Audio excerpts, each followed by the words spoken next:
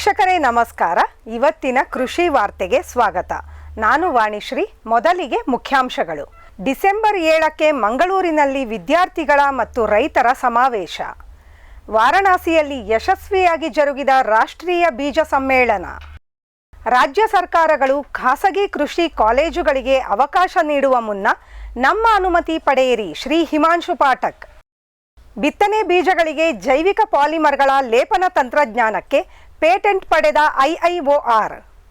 ಜೀರಿಗೆಯ ಬಿತ್ತನೆಗೆ ಅಡ್ಡಪಡಿಸುತ್ತಿರುವ ಅಧಿಕ ತಾಪಮಾನ.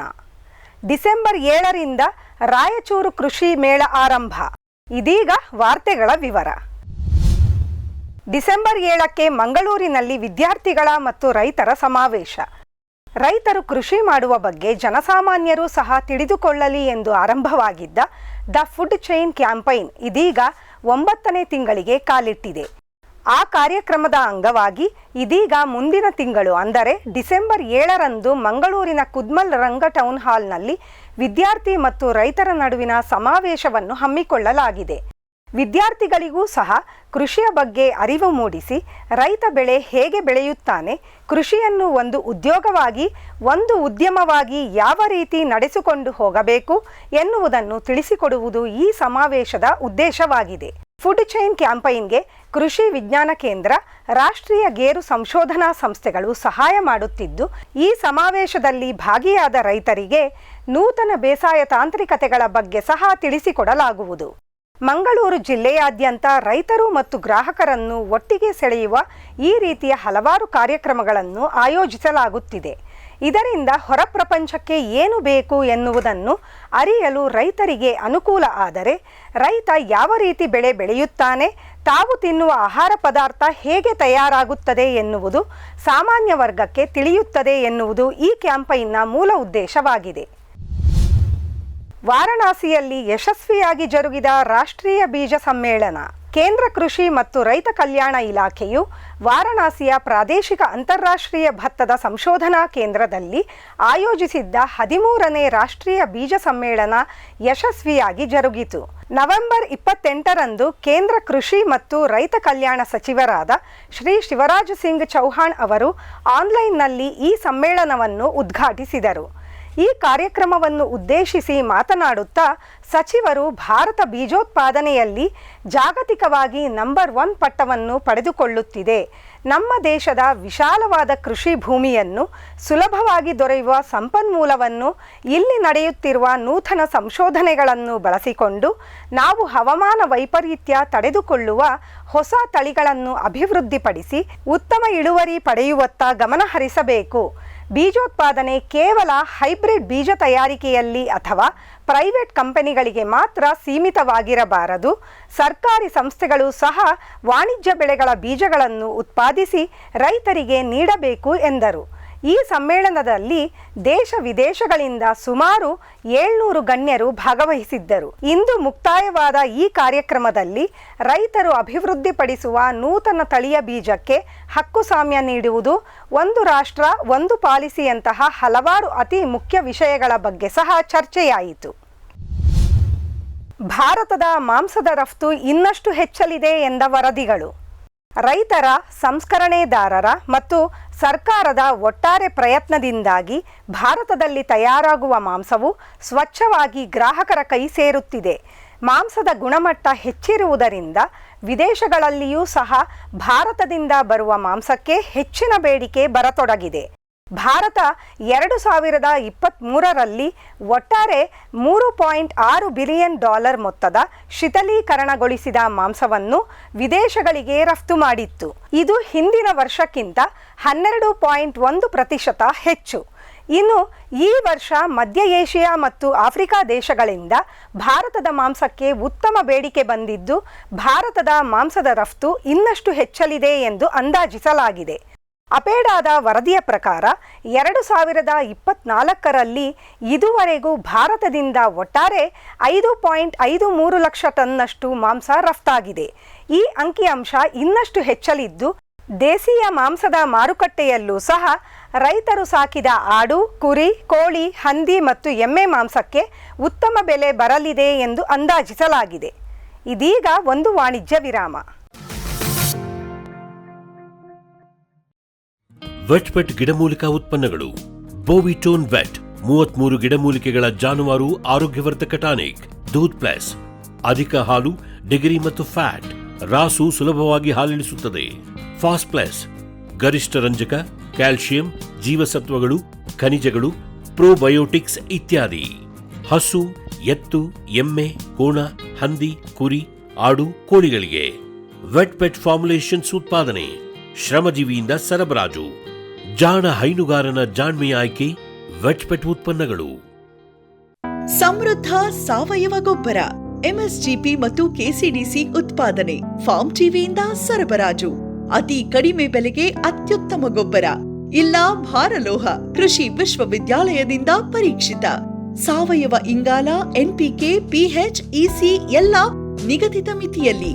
ಅಡಿಕೆ, ತೆಂಗು, ಬಾಳೆ, ಕಾಫಿ, ದಾಳಿಂಬೆ, ದ್ರಾಕ್ಷಿ, ಕಬ್ಬು, ಭತ್ತ, ಜೋಳ, ಹತ್ತಿ ಹೀಗೆ ಎಲ್ಲಾ ಬೆಳೆಗಳಿಗೂ ಪ್ರಶಸ್ತ. ಜೀವಂತ ಮಣ್ಣು, ಸಮೃದ್ಧ ಬೆಳೆ, ಅತ್ಯಧಿಕ ಲಾಭಕ್ಕೆ ಬಳಸಿ ಸಿಟಿ ಕಾಂಪೋಸ್ಟ್. ವೆಟ್ಪೆಟ್ ಗಿಡಮೂಲಿಕಾ ಉತ್ಪನ್ನಗಳು. ಮೇಷ ಟಾನಿಕ್, ಕುರಿ ಮತ್ತು ಆಡುಗಳ ಒತ್ತಡ, ರೋಗ, ಕ್ರಿಮಿ ನಿವಾರಕ, ಹೆಚ್ಚಿನ ಬೆಳವಣಿಗೆ. ಕುಕ್ಕುಟ ಟಾನಿಕ್, ಕಡಿಮೆ ಆಹಾರ, ಉತ್ತಮ ಆರೋಗ್ಯ, ಕೋಳಿಗಳ ಅಧಿಕ ಬೆಳವಣಿಗೆ. ಕೆಚ್ಚಲು ಕೇರ್, ಕೆಚ್ಚಲು ಬಾವು ಬರದಂತೆ ತಡೆಯಲು, ಬಂದರೆ ಬಾವು ನೋವು ಶಮನಕ್ಕೆ. ವೆಟ್ಪೆಟ್ ಉತ್ಪಾದನೆ, ಶ್ರಮಜೀವಿಯಿಂದ ಸರಬರಾಜು. ಜಾಣ ಹೈನುಗಾರನ ಜಾಣ್ಮೆಯ ಆಯ್ಕೆ ವೆಟ್ಪೆಟ್ ಉತ್ಪನ್ನಗಳು. ವಿರಾಮದ ನಂತರ ಮತ್ತೊಮ್ಮೆ ಕಾರ್ಯಕ್ರಮಕ್ಕೆ ಸ್ವಾಗತ. ರಾಜ್ಯ ಸರ್ಕಾರಗಳು ಖಾಸಗಿ ಕೃಷಿ ಕಾಲೇಜುಗಳಿಗೆ ಅವಕಾಶ ನೀಡುವ ಮುನ್ನ ನಮ್ಮ ಅನುಮತಿ ಪಡೆಯಿರಿ. ಶ್ರೀ ಹಿಮಾಂಶು ಪಾಠಕ್. ಇತ್ತೀಚಿನ ಕೆಲ ವರ್ಷಗಳಲ್ಲಿ ಕೃಷಿ ವಿಜ್ಞಾನವನ್ನು ಕಲಿಯಲು ವಿದ್ಯಾರ್ಥಿಗಳು ಹೆಚ್ಚು ಆಸಕ್ತಿ ತೋರಿಸುತ್ತಿದ್ದಾರೆ. ದೇಶದಾದ್ಯಂತ ಸರ್ಕಾರಿ ಕೃಷಿ ವಿಶ್ವವಿದ್ಯಾಲಯಗಳಲ್ಲಿ ಮತ್ತು ಮಹಾವಿದ್ಯಾಲಯಗಳಲ್ಲಿ ಹೆಚ್ಚಿನ ಸಂಖ್ಯೆಯಲ್ಲಿ ವಿದ್ಯಾರ್ಥಿಗಳು ಭರ್ತಿಯಾಗತೊಡಗಿದ್ದಾರೆ. ಒಮ್ಮೆಲೆ ಕೃಷಿ ವಿಜ್ಞಾನದ ಕಾಲೇಜಿಗೆ ಬಂದ ಬೇಡಿಕೆಯಿಂದ ನಿಧಾನವಾಗಿ ಖಾಸಗಿ ಶಿಕ್ಷಣ ಸಂಸ್ಥೆಗಳು ಸಹ ತಮ್ಮ ಕೃಷಿ ಕಾಲೇಜನ್ನು ತೆರೆಯಲು ಉತ್ಸುಕರಾಗಿದ್ದಾರೆ. ಬೇರೆಲ್ಲ ಕಾಲೇಜು ತೆರೆದಂತೆಯೇ ಆಯಾ ರಾಜ್ಯ ಸರ್ಕಾರಗಳ ಕದ ತಟ್ಟಿ ನೂತನ ಕೃಷಿ ಮಹಾವಿದ್ಯಾಲಯ ತೆರೆಯಲು ಅನುಮತಿಯನ್ನು ಕೇಳುತ್ತಿದ್ದಾರೆ. ದೇಶದ ಬಹುತೇಕ ರಾಜ್ಯಗಳಲ್ಲಿ ಈ ರೀತಿಯ ಬೇಡಿಕೆ ಬರತೊಡಗಿದ್ದನ್ನು ಗಮನಿಸಿದ ಐಸಿಎಆರ್ ಖಾಸಗಿ ಕೃಷಿ ಕಾಲೇಜುಗಳಿಗೆ ಅನುಮತಿ ನೀಡುವ ಮುನ್ನ ತನ್ನನ್ನು ಒಮ್ಮೆ ಕೇಳಿ ಮುಂದುವರಿಯಬೇಕು ಎಂದಿದೆ. ಈ ಕುರಿತು ಮಾತನಾಡಿದ ಭಾರತೀಯ ಕೃಷಿ ಸಂಶೋಧನಾ ಸಂಸ್ಥೆಯ ಪ್ರಧಾನ ನಿರ್ದೇಶಕರಾದ ಶ್ರೀ ಹಿಮಾಂಶು ಪಾಠಕ್, ಕೃಷಿಯಲ್ಲಿ ಉತ್ತಮ ಶಿಕ್ಷಣ ನೀಡುವುದು ಐಸಿಎಆರ್ನ ಕರ್ತವ್ಯ. ಖಾಸಗಿ ಕಾಲೇಜುಗಳು ತಮ್ಮದೇ ಆದ ಪಠ್ಯವನ್ನು ಅಭ್ಯಯಿಸಲು ಆರಂಭಿಸಿದರೆ ಕೃಷಿ ಶಿಕ್ಷಣದ ಗುಣಮಟ್ಟ ಕುಸಿಯುವ ಅಪಾಯ ಇದೆ. ಅದಕ್ಕಾಗಿ ಯಾವುದೇ ಕೃಷಿ ಕಾಲೇಜುಗಳನ್ನು ತೆರೆಯಲು ಪರವಾನಗಿ ನೀಡುವ ಮೊದಲು ಐಸಿಎಆರ್ನ ಅನುಮತಿ ಪಡೆಯುವುದು ಕಡ್ಡಾಯ ಎಂದು ರಾಜ್ಯ ಸರ್ಕಾರಗಳಿಗೆ ತಿಳಿಸಿದರು. ಬಿತ್ತನೆ ಬೀಜಗಳಿಗೆ ಜೈವಿಕ ಪಾಲಿಮರ್ಗಳ ಲೇಪನ ತಂತ್ರಜ್ಞಾನಕ್ಕೆ ಪೇಟೆಂಟ್ ಪಡೆದ ಐಐಒಆರ್. ಬಿತ್ತನೆ ಬೀಜಗಳ ಮೊಳಕೆ ಒಡೆಯುವ ಪ್ರಮಾಣ, ಪ್ರತಿಕೂಲ ಹವಾಮಾನವನ್ನು ತಡೆದುಕೊಳ್ಳುವ ಶಕ್ತಿಯನ್ನು ಹೆಚ್ಚಿಸಿ ರೈತರಿಗೆ ಹೆಚ್ಚಿನ ಇಳುವರಿ ಪಡೆಯಲು ನೆರವಾಗುವ ನೂತನ ತಂತ್ರಜ್ಞಾನವೇ ಸೀಡ್ ಕೋಟಿಂಗ್ ಅಥವಾ ಬೀಜಗಳ ಲೇಪನ. ಇದೀಗ ಭಾರತೀಯ ಎಣ್ಣೆಕಾಳು ಬೆಳೆಗಳ ಸಂಶೋಧನಾ ಸಂಸ್ಥೆಯು ಬಿತ್ತನೆ ಬೀಜಗಳಿಗೆ ಲೇಪನಕ್ಕೆ ಜೈವಿಕ ಪಾಲಿಮರ್ಗಳನ್ನು ಬಳಸುವ ನೂತನ ಸಂಶೋಧನೆಗಳಿಗೆ ಭೌತಿಕ ಹಕ್ಕುಸ್ವಾಮ್ಯವನ್ನು ಪಡೆದುಕೊಂಡಿದೆ. ಈ ತಂತ್ರಜ್ಞಾನವನ್ನು ಖಾಸಗಿ ಕಂಪನಿಗಳು ಉಪಯೋಗಿಸಲು ಐಐಒಆರ್ ಲೈಸೆನ್ಸ್ ನೀಡಲಿದೆ.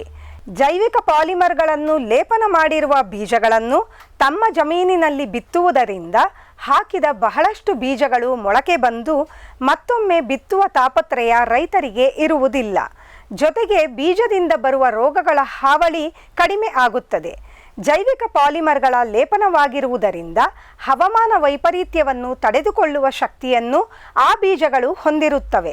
ಇಷ್ಟೆಲ್ಲ ಉಪಯೋಗ ಇರುವುದರಿಂದ ಸಾಧಾರಣ ಬೀಜಗಳಿಗೆ ಹೋಲಿಸಿದರೆ ಜೈವಿಕ ಪಾಲಿಮರನ್ನು ಲೇಪನ ಮಾಡಿದ ಬೀಜವನ್ನು ಬಿತ್ತಿದ ರೈತರಿಗೆ 25% ಹೆಚ್ಚಿನ ಇಳುವರಿ ಸಿಗುತ್ತದೆ ಎಂದು ಭಾರತೀಯ ಎಣ್ಣೆಕಾಳು ಬೆಳೆಗಳ ಸಂಶೋಧನಾ ಸಂಸ್ಥೆ ಮಾಡಿರುವ ಪರೀಕ್ಷೆಯಲ್ಲಿ ದೃಢಪಟ್ಟಿದೆ.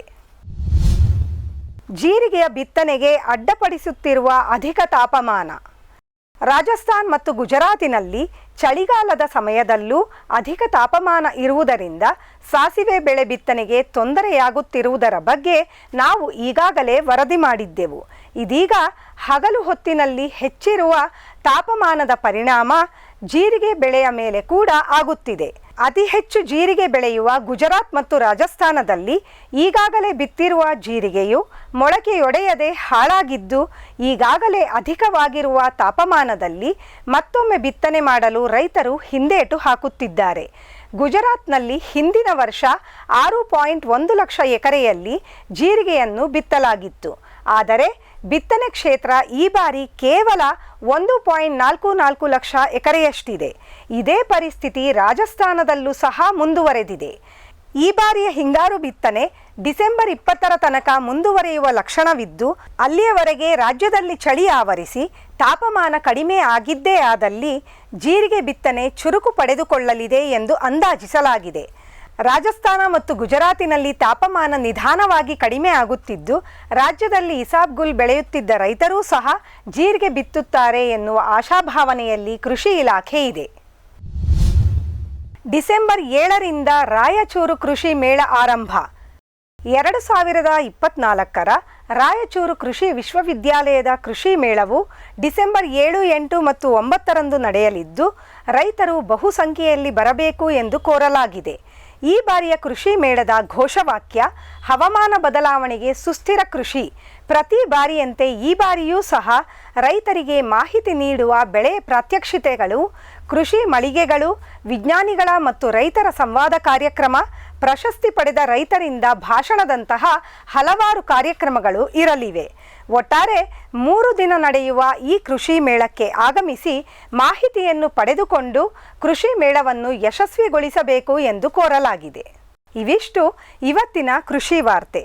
ನಿರಂತರ ಕೃಷಿ ಕುರಿತಾದ ಕಾರ್ಯಕ್ರಮಗಳಿಗಾಗಿ ವೀಕ್ಷಿಸಿ ನಮ್ಮ ಫಾರಂ ಟಿವಿ. ನಮಸ್ಕಾರ.